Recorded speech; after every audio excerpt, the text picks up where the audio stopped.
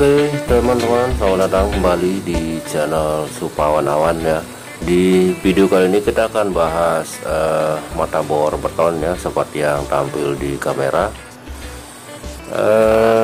Jadi ternyata mata bor beton ini selain secara fungsinya ya untuk pengeboran beton maupun tembok, jadi ternyata dalam keadaan darurat atau dalam situasi tertentu kita bisa menggunakan mata bor beton ini punya fungsi lain ya, dua fungsi lain dari mata bor beton. Itu yang kita bahas di video kali ini. Dan tentunya pada saat pengeboran ini adalah mata bornya sudah dalam keadaan kita asah kembali teman-teman, dan ternyata fungsinya menjadi lebih maksimal lagi setelah dipakai ya, kita asah lagi. Oke, dan secara tampilan ini adalah tampilan dari mata bor beton sebelum diasah teman-teman ya. Jadi ini mata bor 12. Di bagian ujungnya ini seperti bersirip ya, atau ada seperti sayap, ada seperti martil ya bagian ujungnya untuk mata bor beton teman-teman. Jadi perbedaannya dengan mata bor besi ataupun kayu jauh berbeda ya. Untuk bagian ujungnya ini beda untuk mata bor betonnya. Dan seperti yang teman-teman lihat tadi, untuk mata bornya sudah kita asah kembali teman-teman ya. Kira bentuknya seperti ini setelah diasah, jadi sedikit lebih tajam dibandingkan aslinya ya. Dan fungsinya seperti yang saya pakai tadi. Kalau misalkan kita bandingkan sebelum diasah teman-teman ya, kecepatan tembusnya itu bisa dikatakan lebih cepat. Oke, ini merek Tensa, ini saya beli di toko bangunan harga 27.000 ya. Mungkin untuk area saya ini cukup mahal. Oke, dan di video nanti kita akan bahas jenis-jenis besi atau jenis mata bor teman-teman ya, untuk membedakan jenis yang bagus. Dan ini adalah mata mata kristal ya. Biasanya saya nyebut mata kristal di sini. Ini diamond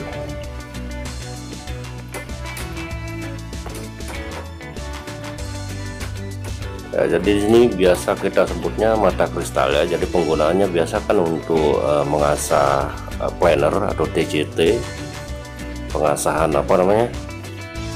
mata katam serut ya. Oke, jadi di sini saya akan coba potong kaca 3 mm teman-teman setelah diasah untuk mata bornya. Ini adalah fungsi kedua seperti yang saya bilang tadi, untuk alternatif jika di lapangan kita tidak punya mata potong kaca ya. Jadi saya coba potong kaca dengan ketebalan 3 mm, dan kedengarannya memang berasa ya, kena kacanya, dan hasilnya memang cukup presisi teman-teman untuk hasil potongnya. Kita coba sekali lagi di kaca 3 mm.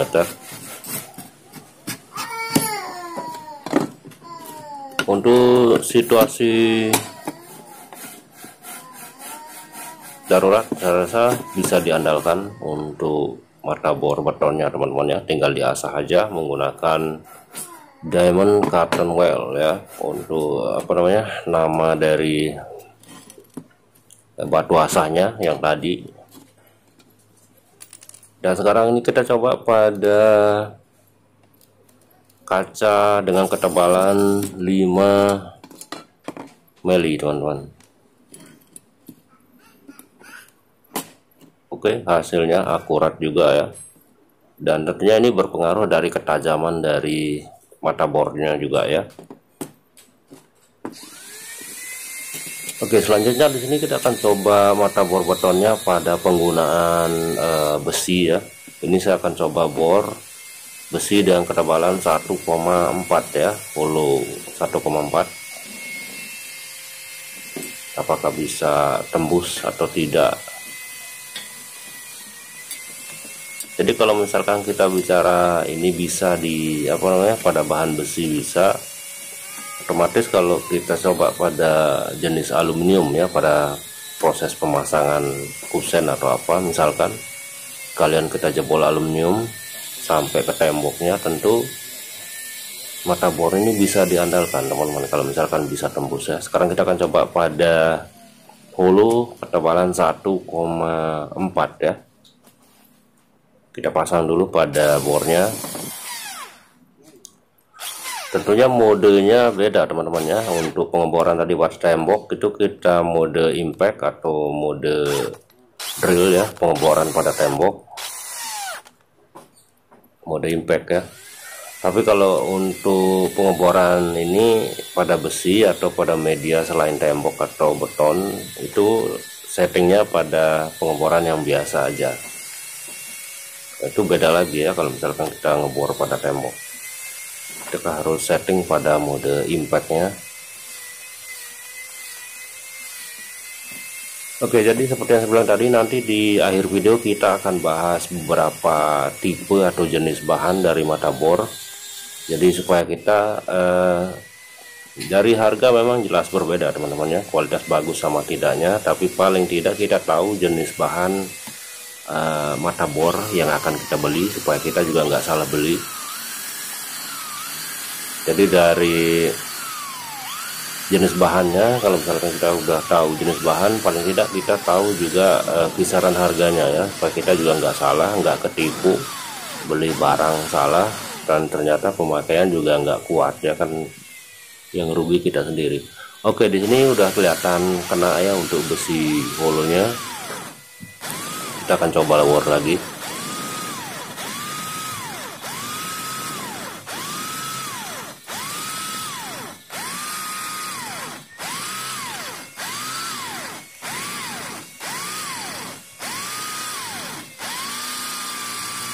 Oke ya, cukup kayaknya ini lumayan lama.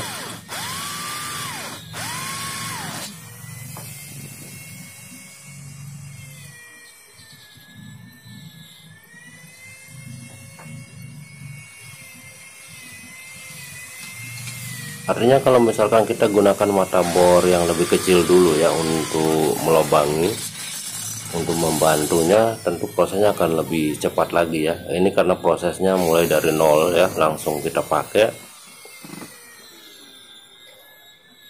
Oke, jadi kalau misalkan perbandingannya teman-teman ya, menggunakan mata bor besi yang memang untuk diperuntukkan untuk besi, untuk kecepatan hasil pengeborannya ini kira-kira perbandingannya 1:3 ya.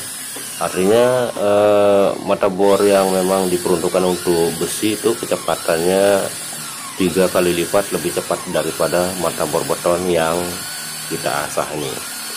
Nah, seperti yang saya bilang tadi, untuk keadaan darurat tentunya ini bisa menjadi pilihan teman-teman ya di lapangan. Kalau misalkan mata bor yang kita butuhkan pada proses pengeboran besi atau bahan metal yang lain tidak ada, tentunya kita bisa mengandalkan mata bor beton ini untuk alternatifnya.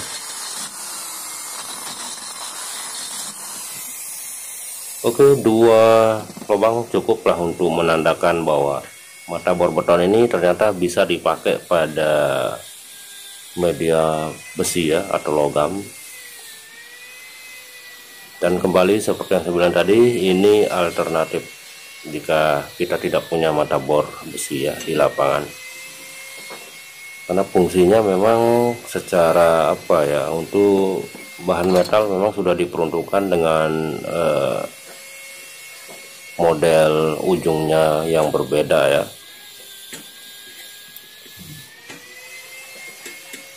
Oke, selanjutnya kita akan bahas yang tadi teman-teman ya, 4 jenis bahan mata bor beton, yang mulai dari yang apa ya, yang terbilang tidak bagus sampai dengan bahan yang keras.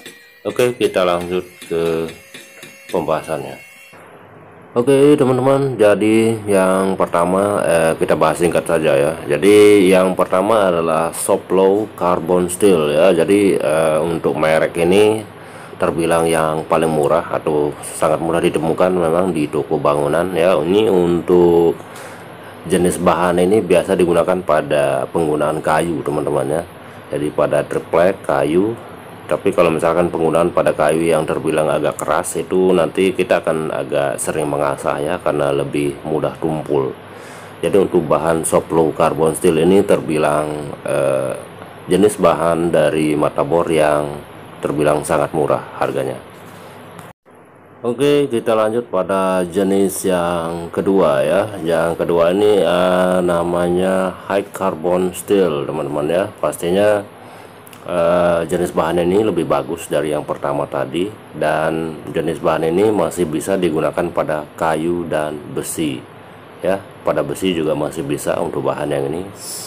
Namanya high carbon steel, teman-teman.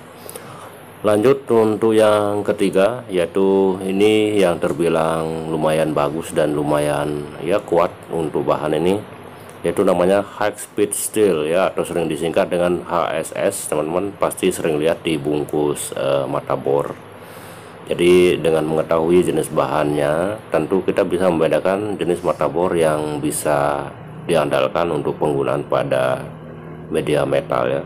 Oke, jadi baja atau apa namanya, baja dari mata bor HSS ini terbilang keras ya, lebih tahan panas juga, bisa digunakan pada kayu. Tentunya HSS ini juga bisa digunakan pada besi atau metal.